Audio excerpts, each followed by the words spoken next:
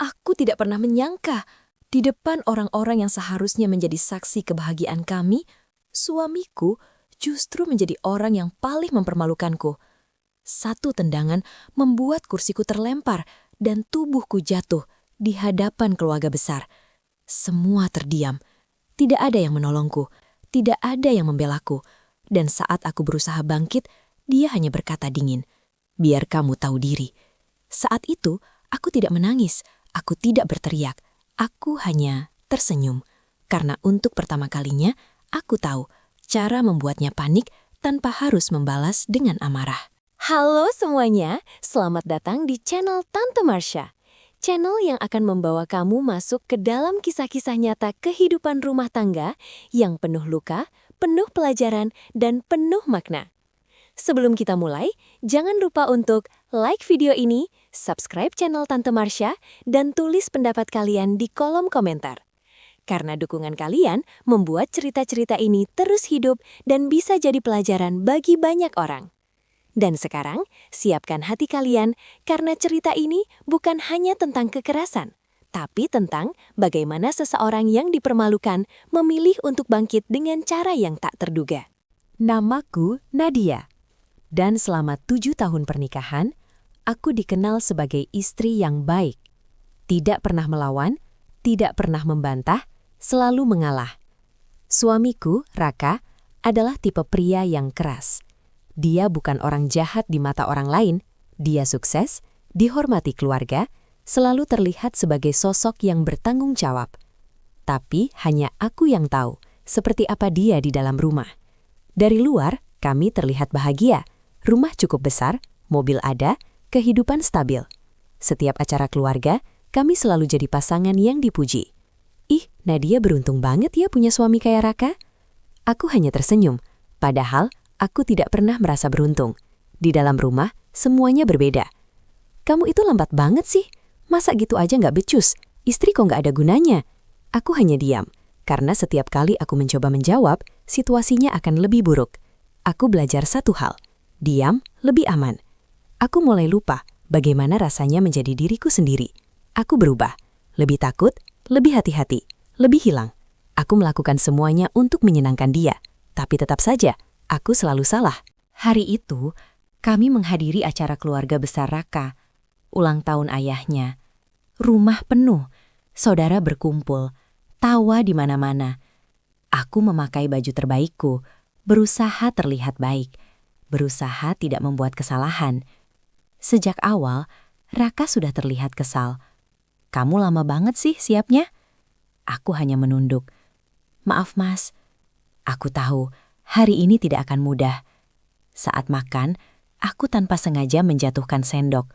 Kecil, sepele, tapi bagi Raka, itu cukup untuk memicu kemarahannya. Dia menatapku tajam. Aku langsung tegang. Semua orang masih tertawa. Tidak ada yang sadar. Tapi aku tahu, ini belum selesai. Aku duduk di kursi, berusaha diam, berusaha tidak membuat masalah. Tapi Raka sudah tidak bisa menahan emosinya. Dia berdiri, mendekat. Semua masih sibuk, tidak ada yang memperhatikan. Sampai, duk, kursiku ditendang keras. Tubuhku kehilangan keseimbangan. Aku jatuh, keras, di depan semua orang. Suara tawa berhenti. Semua menoleh. Sunyi. Aku tergeletak. Harga diriku ikut jatuh. Raka menatapku, dingin, tanpa rasa bersalah. "Biar kamu tahu diri." Kalimat itu lebih sakit daripada jatuh itu sendiri. Aku melihat sekeliling. Keluarganya, semua melihat, tapi tidak ada yang membelaku. Beberapa hanya berbisik, beberapa pura-pura tidak lihat. Dan saat itu, aku sadar, aku benar-benar sendirian.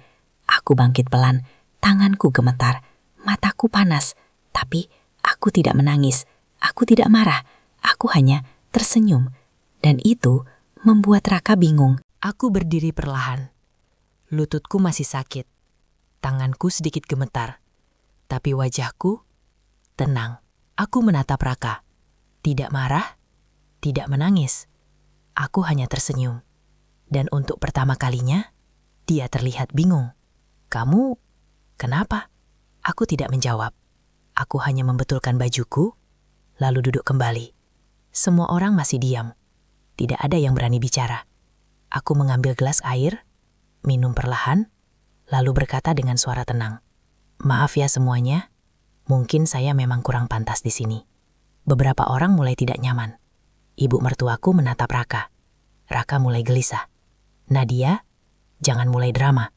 Aku tersenyum lagi. Aku nggak drama, Mas. Aku cuma sadar. Aku menatap semua orang. Lalu berkata, selama ini, aku pikir diam itu menjaga rumah tangga. Aku menarik napas.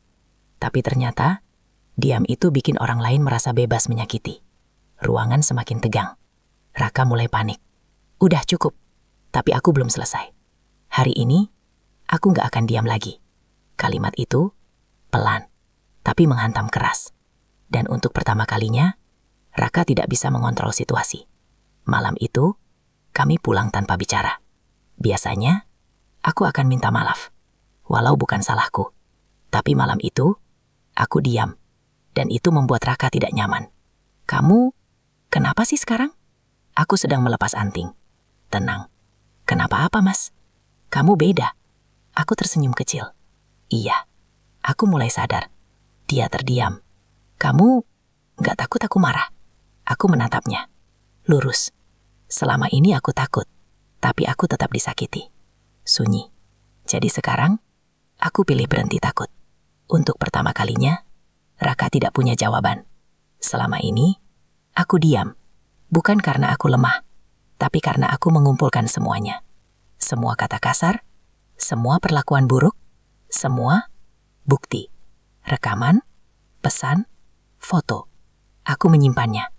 Diam-diam. Aku tidak menyerangnya. Aku tidak membalas. Aku hanya menjadi berbeda. Lebih tenang, lebih dingin, lebih kuat. Dan itu membuat Raka semakin gelisah. Seminggu kemudian, kami kembali ke rumah orang tuanya. Tapi kali ini, aku sudah siap. Saat semua berkumpul, aku berdiri. Dengan tenang. Saya mau minta maaf karena selama ini diam. Semua menatapku. Aku mengeluarkan ponsel dan memutar rekaman. Suara Raka, menghina, membentak, menyakiti. Ruangan langsung sunyi. Nadia, matikan itu! Raka maju. Panik. Aku mundur. Tetap tenang. Kenapa, Mas? Malu? Kalimat itu menusuknya. Aku tidak membentaknya. Aku tidak menjatuhkannya. Aku hanya menunjukkan siapa dia sebenarnya. Dan itu lebih menyakitkan. Aku nggak akan tinggal di tempat yang bikin aku kehilangan diri sendiri. Aku menatap semua orang. Dan mulai hari ini, aku memilih pergi. Raka terdiam. Untuk pertama kalinya, keluarganya tidak membelanya. Ibunya menangis. Ayahnya marah. Kamu laki-laki apa bukan? Raka hancur. Beberapa hari kemudian, dia datang. Nadia, aku salah. Aku menatapnya. Tenang, tidak lagi hancur. Aku berubah. Demi kamu. Aku tersenyum. Aku juga berubah. Tapi bukan untuk kamu. Sunyi. Aku menutup pintu. Tanpa air mata. Tanpa penyesalan. Karena akhirnya, aku menemukan sesuatu yang lebih penting dari pernikahan. Diriku sendiri. Diam bukan selalu sabar. Kadang, diam adalah luka yang dipendam. Dan saat seseorang memilih bangkit, dia tidak perlu membalas. Cukup menunjukkan kebenaran.